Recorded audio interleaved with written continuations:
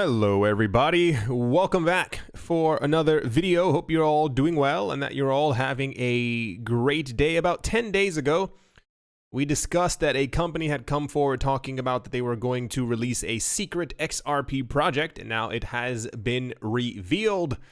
Canada-based crypto exchange known as CoinField has unveiled its mysterious project on the XRP ledger. The company says its new platform, known as Sologenic, will give people a unique way to gain exposure to stocks and ETFs from more than 25 global stock exchanges. Investors will be issued fiat-backed stablecoins on top of the XRP ledger. These stablecoins will be tradable and redeemable against XRP on CoinField. Investors will also be able to trade the stablecoins for Solo, the platform's native digital asset. For example, shares of Apple will be represented by the stablecoin AAPL. Microsoft will be represented by the stablecoin MSFT. CoinField CEO Bob Rass says the platform is designed to give anyone in the world a way to essentially invest in any stock or ETF they want. He said, "We're making it easy for people around the world to have access to different global stock exchanges via the blockchain. Imagine living in Tokyo and being able to trade assets for NASDAQ, HKEC, LSE, Deutsche Börse, and major exchanges on one secure platform. This platform tokenizes stocks on the XRP ledger as demanded, allowing you to trade it against any cryptocurrency and spend it in real time anywhere." CoinField has been quietly working on Sologenic for months and today launched the platform's website. This is fascinating. Two things. The word stablecoin continuously comes up now with XRP. I know the joke, ha ha ha, got it. I meant more so, I think it's quite intelligent. The idea has been for a long amount of time is that XRP is going to be or should be the only thing that was going to be used on the XRP ledger. But logically, banks and institutions may not always want to use those particular set of letters. Maybe they want to issue their own one, but the fact that they'll now be able to do it on the XRP ledger is huge because the XRP fees for the network are still paid every time a transaction is made on top of it. On top of this as well, I think I read, if I'm not mistaken, in another article, the reason why they discussed Apple and Microsoft is because you'll be able to actually trade Apple and Microsoft stock on top of the XRP ledger, which is also gigantic. Because they've been working on this for a couple of months. I assume, this is an assumption, with all the connections that they have, that this is one of the reasons why they've been, I don't want to say hush-hush with everything that they've been doing, but I assume a lot of connections are being made behind the scenes to be able to make sure that people are segued, shown the path to use this platform as opposed to other platforms, if that kind of makes any sense. It says Sologenic is scheduled to roll out in the first quarter of next year. That is January, February, and March of next year. I assume, I'm tired of assuming. Next year, we should see some type of relative action around this. There's been a lot built on multiple different coins, multiple blockchains, ledgers, sidechains, you name it. None of these things, or at least 90% of them thus far, are not active. A lot of things are either being spoken about, being proposed, and I'm still waiting. I mentioned in 2018, I was waiting last year for stuff to happen this year. I am still waiting this year for things to be activated, for things to be announced. We know that so far there are certain companies who are either or have exchanges that are XRP exclusive or XRP base paired, or I think it's MoneyGram who's also using XRP, but a lot of the other, over the entire range of coins, it's kind of always the same. It's that we have something planned and it's going to come soon, but it's not that soon, but it's going to be kind of soon. And then by the time we end up getting close to that thing ending up happening, it's usually a delay or something else. I don't know. It's always something. Anyway, this is huge. Especially reading between the lines, I'm certain that Ripple is affiliated heavily, dare I say heavily, with CoinField. Ripple having people from the SEC, IMF, and one can only assume that they know people on stock exchanges, et cetera, behind the scenes as well. The entire regulatory scope of what they've allowed for their platform, or what they've allowed themselves to do to be able to be buddy-buddy with the people who make the laws and the rules, leads me to think that this will also be, I want to say, relatively successful. I'm not expecting, Bitcoin futures numbers like from the CBOE, where it's like hundreds of millions per day from the get-go. But I think people will be corralled, that's the word I was looking for, into using a platform like this, especially if they realize that fees are a lot cheaper than other platforms that you could currently be using, especially if they end up having, if it's stocks and ETFs. I assume if they have bonds, mutual funds, and other things also flowing through this will also increase the usage of XRP behind the scenes without XRP explicitly having to be used, while the XRP ledger is still being used and the payments and fees are still being paid in XRP. It's quite genius. I mentioned this before as well. They're finally realizing that other things, or rather, not everyone is comfortable with using Bitcoin. Not everyone is comfortable with using Ether. Not everyone is comfortable with using so-and-so. But if you build on top of that blockchain and issue other coins on top of it, the fees are still being paid and your project then becomes tied to that one coin blockchain. I'm looking at my hand as if it's going to tell me something, but you understand exactly what I'm saying. So this is the mysterious news that were teased about 10 days ago, and now we finally have it. Here's the actual press release. It says CoinField introduces Sologenic, built on XRP ledger to issue stock and fiat-backed stable coins. Wonderful. Next up, in not so surprising news, where is it? The New York-based food, snack, and beverage company, known as Pepsi, has officially launched PepCoin. The coin gives anyone with the munchies a way to earn 10% cash back when buying chips and drinks. Although the name and logo may look like an attempt to capitalize on the crypto craze, because it is, PepCoin has no relation to cryptocurrency or blockchain technology. It's a cashback loyalty program that leverages Venmo and PayPal for on-demand mobile consumers. Vice President of Marketing at PayPal said, Venmo and PayPal's payout solution provide the ability for physical brands to engage with their consumers digitally while offering a convenient way for consumers to redeem and spend their cash rewards. Pretty much they're looking for other ways to kind of make money behind the scenes. To earn rewards, snackers scan a code on the bottle cap or bag and watch the cash back flow into their PepCoin account. When the amount hits $2, users can withdraw directly to their Venmo or PayPal account. Here's what it looks like. And here's the other, where's the other photo? Yeah, someone holding up a Pepsi that says PepCoin on it. While they say this is not them trying to get into the cryptocurrency and or blockchain craze, for those of you who were here during 2017, you may remember, what was the name of that company? They made iced tea.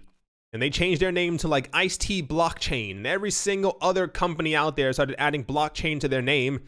And their stocks skyrocketed. Went up 35% one day, 145% in the month. Everyone was completely losing their minds. I want to also add the name blockchain to my company. And then, of course, the SEC and CFTC were like, no, you're being fined $40 million. You definitely cannot do that.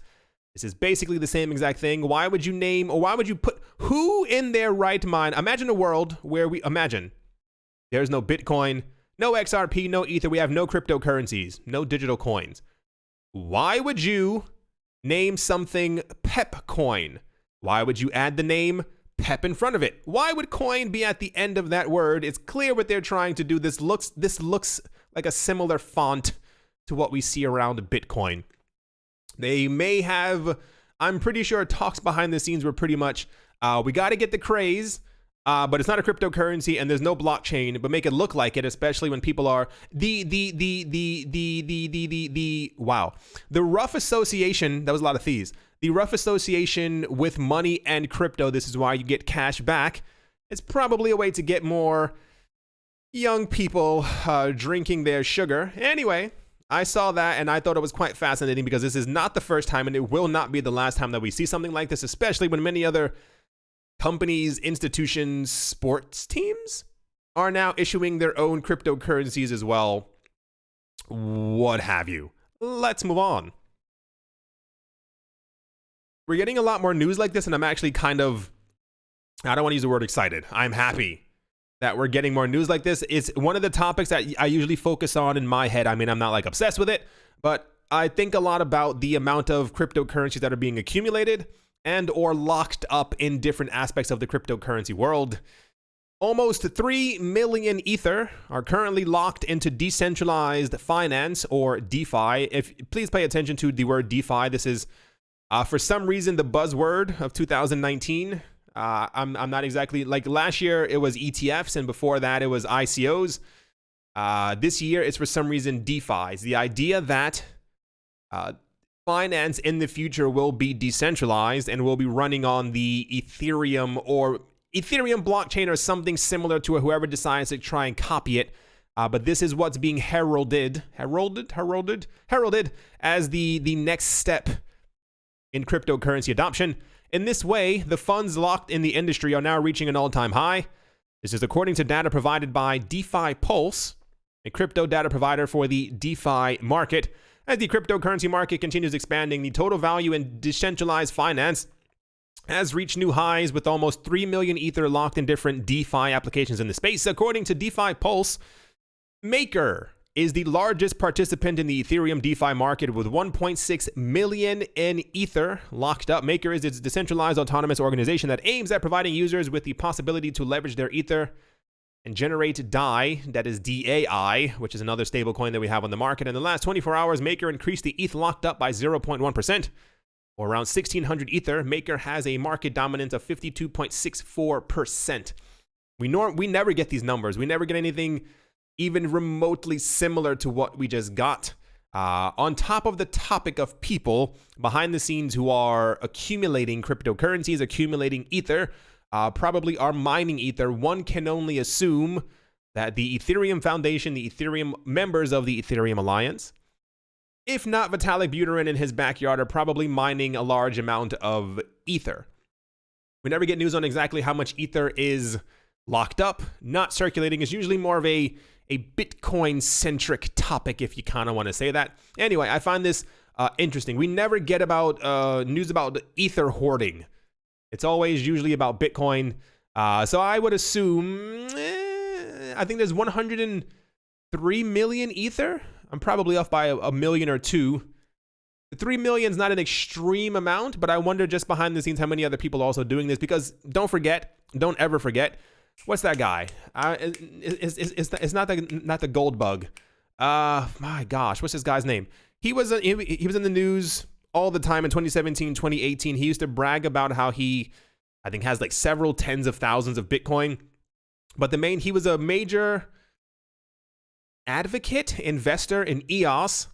And the year before that, he used to go on television talking about how he had Ether, or he managed to purchase Ether for $1 each.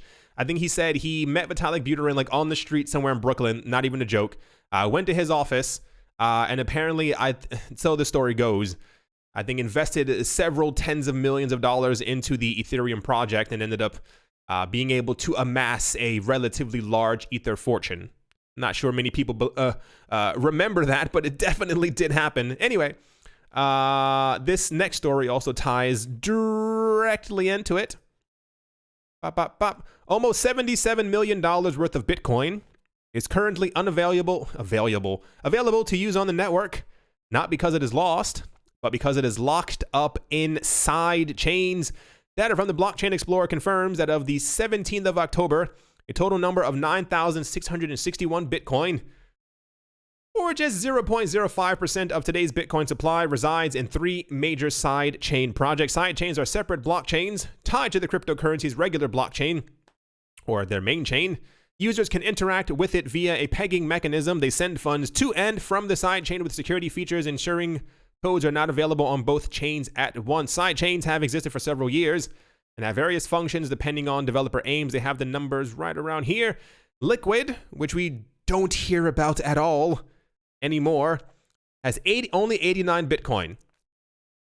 Binance Chain, however, has 9,001 Bitcoin, which is kind of weird. For those of you who don't know what Liquid is supposed to be the cryptocurrency exchange's solution to the Lightning Network, i.e., it was believed at a time that the Lightning Network would be the end-all to people being able to spend their Bitcoin, everyday normal people around the world, to buy the cup of coffee, air quotes, that we always hear about. Liquid was the side chain that was proposed for cryptocurrency exchanges to be able to send cryptocurrencies between exchanges, once again, at a rapid, low-cost fee pace. We heard about it when it launched. It was major news, and then we never heard about Liquid again. Even the wrapped Bitcoin sidechain, which is in fact a Ethereum-based ERC20 token, has 571 Bitcoin more than Liquid, which is kind of sad because Liquid was meant to be the end-all for exchanges anyway. I love news like this. Not a huge amount of number, but at least we know several thousand Bitcoin are tied up in sidechains. They also didn't really, I don't remember how many Bitcoin are actually locked up in the Lightning Network. I think it's only also several thousand. I mean, I'm not expecting several million of them, especially, whatever. The idea is that as the Bitcoin price goes up, less Bitcoin will have to be locked up in the Lightning Network because the value of Bitcoin is higher, and therefore 0.0001 of a Bitcoin will be enough to then transact to so and so. You understand what I'm saying? Maybe. Probably not. Anyway, I like locked up news. I like hearing how much is either in bunkers, how much people have, or how much is currently in side chains, if not in DeFi projects. I find it fascinating. Let's move on. Next up, residents of Bermuda. I'm going to stop spinning in my chair before I get dizzy. Residents of Bermuda can now pay their taxes in cryptocurrency. The government of Bermuda announced on Wednesday it will accept payments in USD coin for taxes, fees, and other government services, according to a press release by crypto finance startup Circle. USDC is a stablecoin pegged to the US dollar launched a year ago by cryptocurrency exchange Coinbase and Circle. Surprise, surprise. To date, over $1 billion worth of USDC has been issued between the two startups. In what looks to be the first of a sovereign nation, Bermuda will be supporting USDC as an acceptable tax payment for some 60,000 residents. What's more, support for other decentralized finance protocols and services outside of USDC are also in the works as part of a broader initiative to integrate cryptocurrencies into official government operations. One, smart. I don't care the size of the country, I really don't. Any country in my eyes who starts adoption early is going to go very, very far in the future. Can you imagine a situation where, not naming any names, the major countries of the world were like, let's do it. Let's accept USDC as one of the cryptos of choice for government services. It just makes a lot of sense. And then they go a year later, you know what? We found a couple of other really decentralized projects. We're going to start announcing that we're also going to be accepting Bitcoin and Litecoin as well for government services. They know where this is going. And like I said, I don't care the size of the country at all. It's just the intelligence of the government leaders to kind of see where this is all going. While it may not be that wonderful that it involves taxes, it's more of I like to see news stories like this. There are very few countries in the world that have announced anything similar to this. It has to be, I can be able to count them on, almost said my 3 hands, on my 2 hands, less than that. Anyway, that is the Bermuda news. We never hear about Bermuda ever in the cryptocurrency space. But kudos to them for understanding where this is all going. And I hope there is an impactful movement on the price of the other coins that they eventually decide to announce. More so, I'm saying this because when we had news last year that Venezuela was only allowing 4 things as remittances, as money to enter their country, and it was the petro, their digital dollar, the Bolivar, their paper money, and Bitcoin and Litecoin. Neither one of those 2 coins really shot up in value, which is weird because it was a country announcing officially our currency's terrible and we need to start accepting cryptocurrencies to get money in. Same exact, I mean, not to say that the Bermuda, whatever they're using is terrible. It's more like they're accepting cryptocurrencies for payments. Can't make that clearer. And when they announce we're accepting Bitcoin and Litecoin and third coin for government services, and these are going to be legal tender within the country, if the prices of those coins go down, I'll have a silent scream to myself because the market is very irrational for the past 2 years. To kind of finish things off, we spoke about this yesterday. Now we're talking about it again today. Over the last couple of years, numerous countries worldwide have issued statements concerning their plans for developing central bank-backed digital currencies. CBDCs are basically the direct response of cryptocurrencies, of governments to cryptocurrencies as we know them after all. If the digital currency market is here to stay, countries want to preserve their national fiat currencies for as long as possible before losing control of the financial markets as they know it. According to recent reports, Germany, which has often been referred to as a financial engine of the European Union, might be considering the idea of working on and launching a digital version of the euro.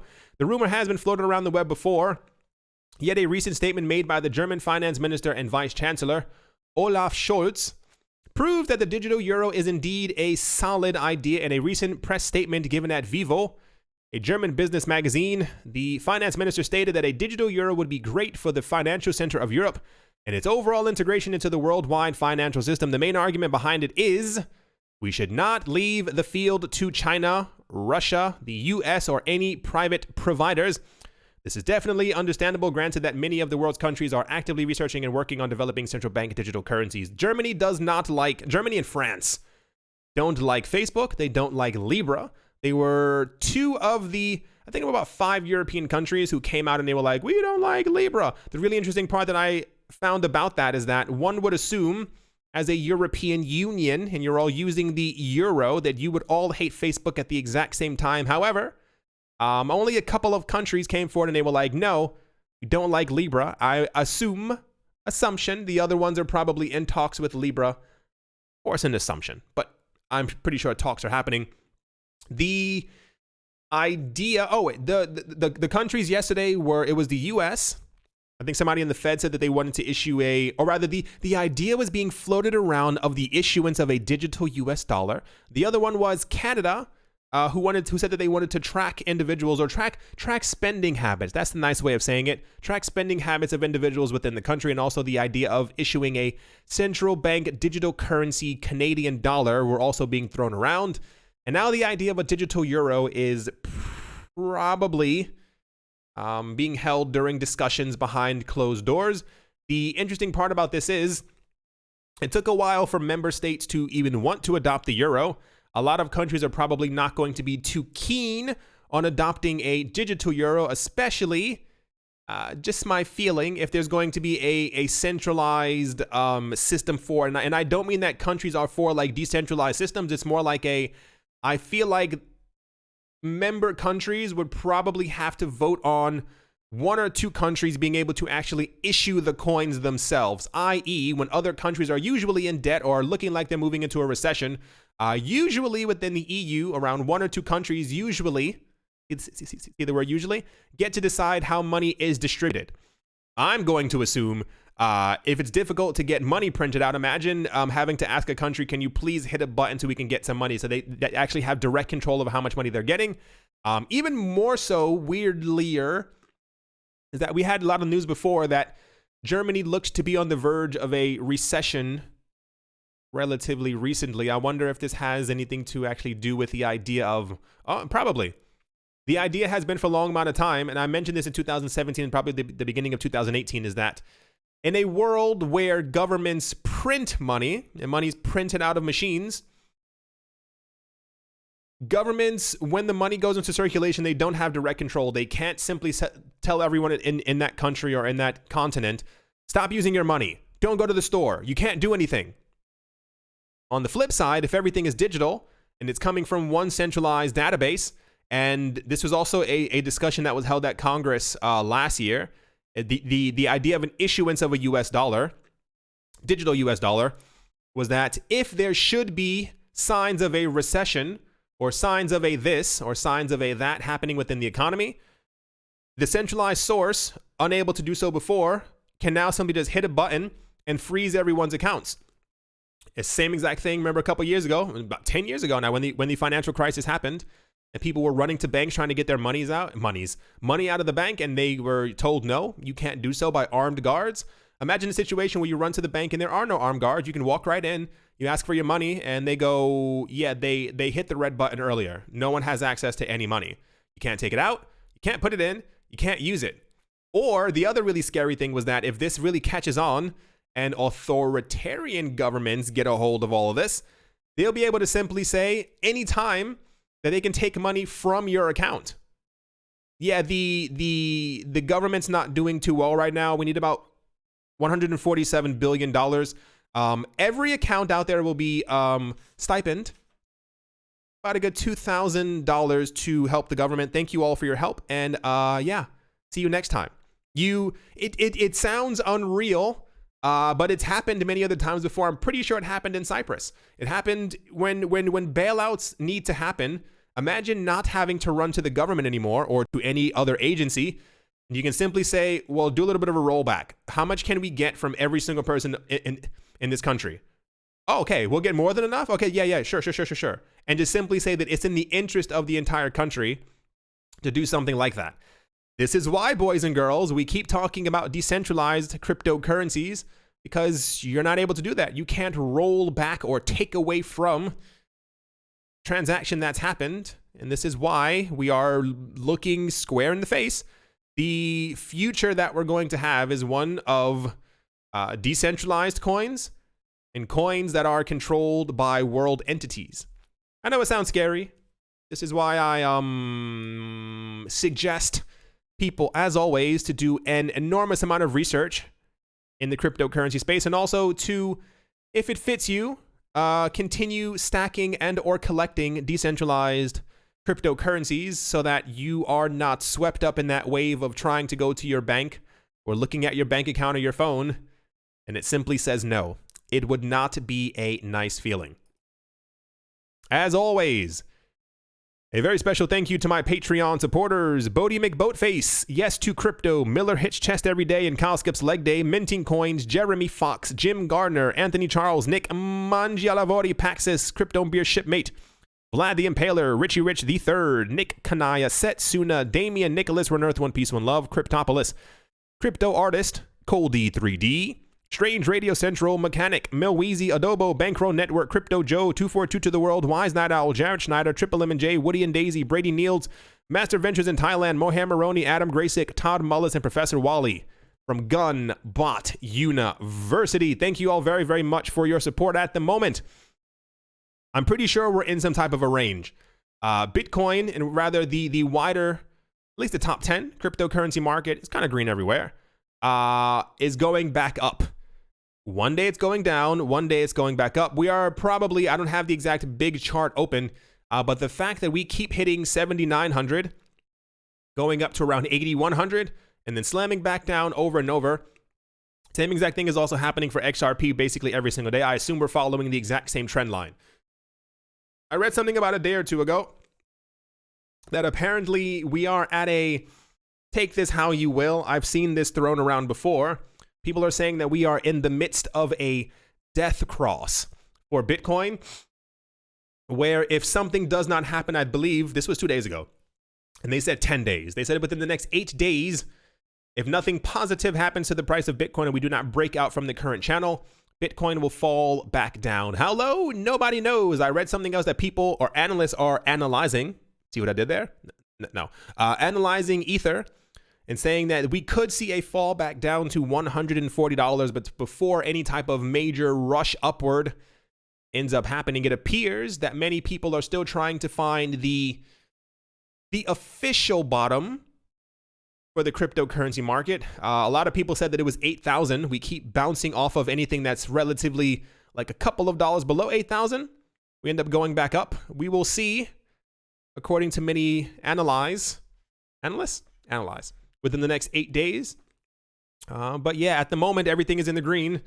I can assume by the end of this day, if the pattern holds up, things will be back in the, wow, do you see that on my screen or is it just me? Anyway, trying to scroll away from it.